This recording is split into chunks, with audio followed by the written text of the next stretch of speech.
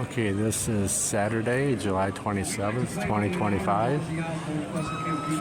Arrived at Grayling, and we're going to take a walk to see what's happening. The race starts in about 45 minutes.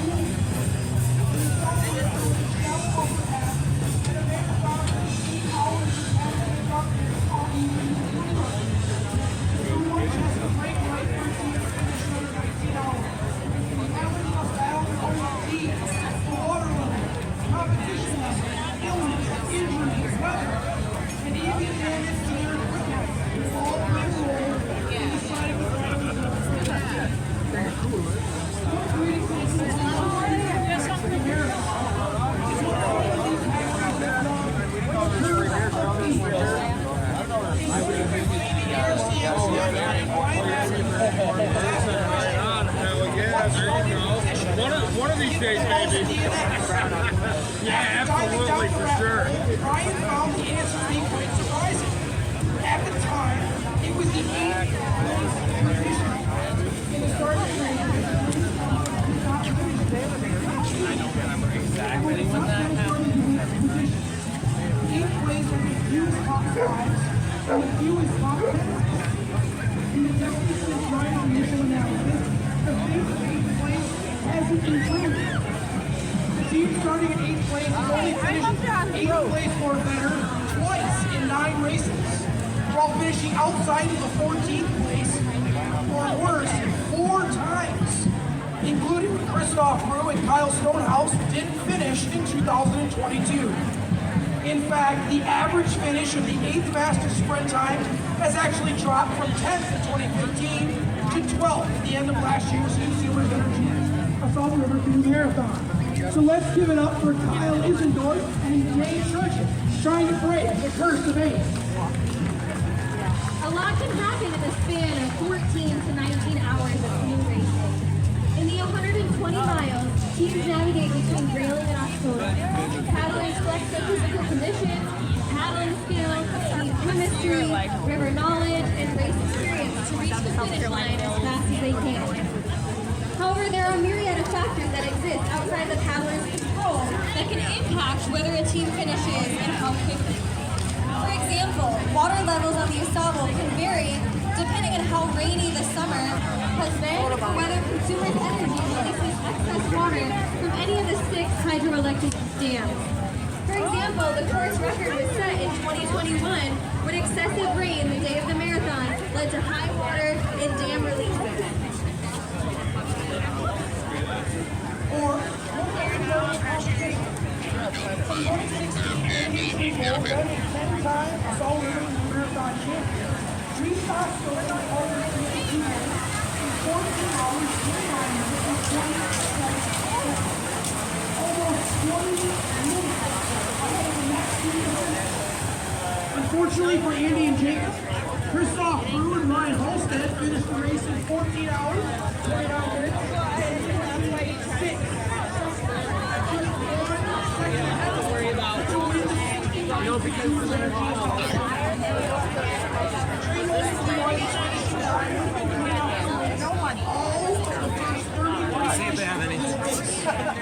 Since 2000, the winner of the AuSable Marathon has been decided by less than 10 seconds 4 different times. And that says nothing about sprints to the finish line between teams and the rest of the field. Often, a 300-yard sprint decides the final outcome of a race that began the night before and over 120 miles of go. Another important factor is the weather on the race course. In 2004, colder than usual temperatures led 10 teams to drop before dawn. Once paddlers got wet from a tip or the splashing of paddles in the early race traffic, they simply couldn't get warm. That same year is often remembered by paddlers for the early morning fog. This fog was so thick that GPS units many teams used to navigate the river lost satellite connection. Several teams got lost and got put on just before dawn, and it ultimately impacted the outcome of the race to many teams. In 2014, the first time in the history of the marathon, paddlers were called off the water due to a nearby tornado and a thunderstorm. Many years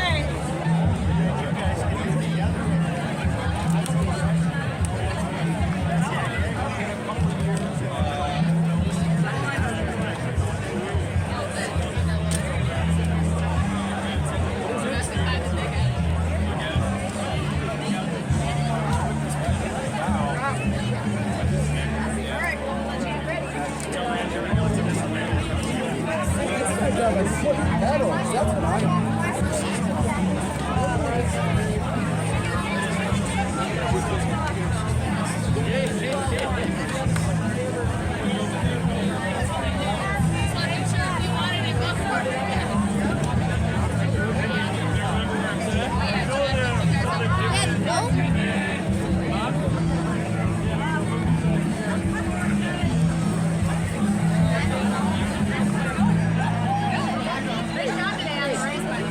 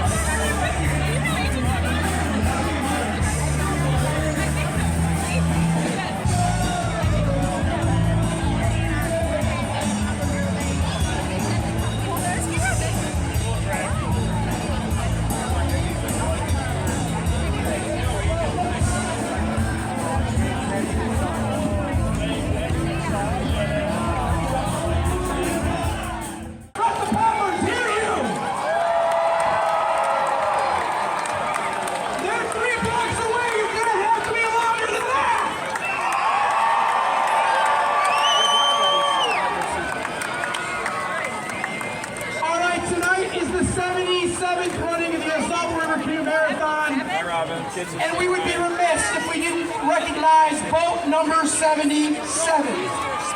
77 is a special number in the history of our great race.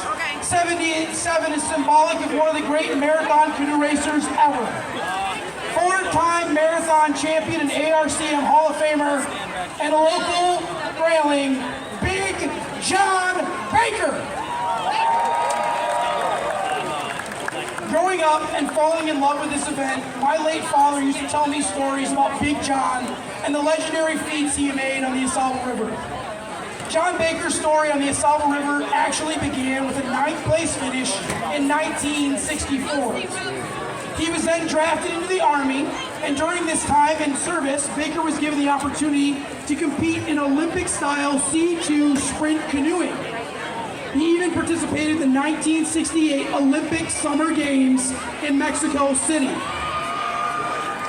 After his Olympic and military careers ended, Baker came back to the AuSable and began in earnest one of the greatest 15-year stretches in the history of the marathon.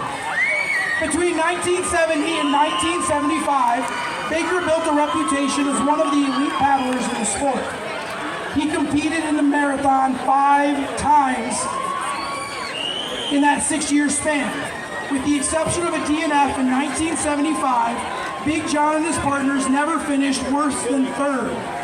Keep in mind, those 6 years featured winners with names like Buzz Peterson, Luke Robillard, Claude Corbin, and the Kellogg brothers, all Hall of Famers. As we discussed earlier tonight, 50 years ago, Jerry Kellogg won his 4th straight in his final canoe marathon in 1975. In 1976, with Kellogg not in the field for the 29th canoe marathon, the role of favorites was played by the legendary Canadian duo of Claude and Serge Corbin. During a cold night on the river, Claude and Serge had to drop out of the race at Mayo Dam, which paved the way for John Baker and partner John Schwartz to win the marathon in a time of 15 hours, 14 minutes, and 10 seconds, more than 13 minutes over 2nd place. John wasn't satisfied with winning the race when his best competition couldn't finish. So he came back in 77 with partner Jay Stefan Jr. to try and win it again. The story of that 1977 race was one of my dad's favorite stories about Big John. John and Jay were in it to win it that year in a group of 3 boats that featured the Corbin brothers, and the return of the Kellogg's. The three teams were locked in heated competition most of the night until Jay Stefan Jr.'s back started to cramp up. As my dad told the story, he was at 5 Channels Dam on Sunday morning when John and Jay pulled in for the portage. Jay's back was so bad he couldn't get out of the canoe to run the portage. So John, still determined to catch the leaders, picked up Jay on one shoulder, put the boat on the other, and proceeded to portage the steepest dam on the river all by himself. John willed that boat over 2 more portages and all the way to Oscoda, and finished 3rd place in 15 hours, 28 minutes, and 10 seconds. Just 10 minutes behind the 1st place coordinates. Dad always claimed that when John and Jay came under the bridge in Oscoda at the finish line, Jay was completely spent. So John beached the boat, picked up Jay out of the canoe, and hollered, "Someone get Jay a beer! He looks like he could use one." He probably needed one. Like I need Or at least that's the way I heard it growing up. The following year, Big John and a healthy Jay Stefan got their revenge, beating Claude and Serge by 11 minutes in a time of 15 hours and 6 minutes. After winning the race in 1978, Big John stayed relevant. In the next 5 marathons from 79 through 83, John and his partners either won the canoe marathon or finished runner-up, including his victory with Ron Williams in 1980, and his win with partner Ken Brown in 1981, where they broke Jerry and Jeff Kellogg's previous course record by more than 10 minutes. In all, John Baker finished in the top 3 in the AuSable River Canoe Marathon 12 times. Big John was inducted into Hall of Fame in 2012, and it is his career and various exploits that were the subject of many of my favorite marathon stories growing up. Stories that I still cherish now that my dad has passed. Thanks, John, for everything you've done for canoe racing at the AuSable River Canoe Marathon. All right, we are fortunate to have Consumers Energy as the title sponsor for the marathon again this year. We would like to welcome Rich Castle. Rich is the Consumers Energy Community Affairs Manager for the Northeast Michigan. Please show your appreciation for our friends from the title sponsor, Consumers Energy.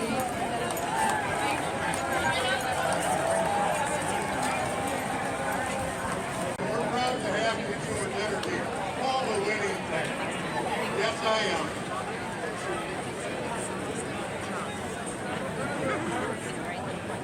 Oh, that's good. First spot.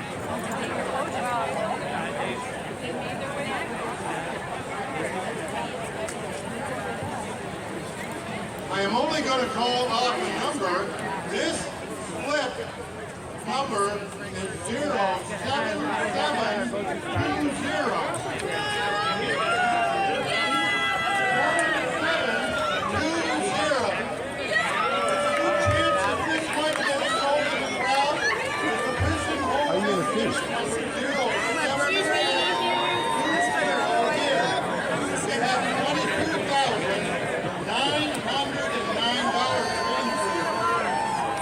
I see some people pointing over here. Some pointing going up top. Wait, I see some pointing going on up top. All right. Dinner's on you! Okay.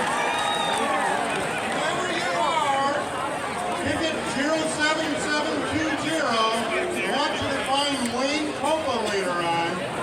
989-370-5757. Congratulations. Hands together! $42,000!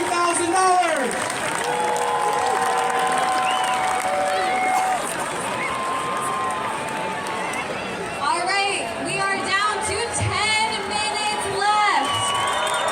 If you are unable to follow the entire race tonight, but still want to stay updated on all the action, there's a couple of options for you.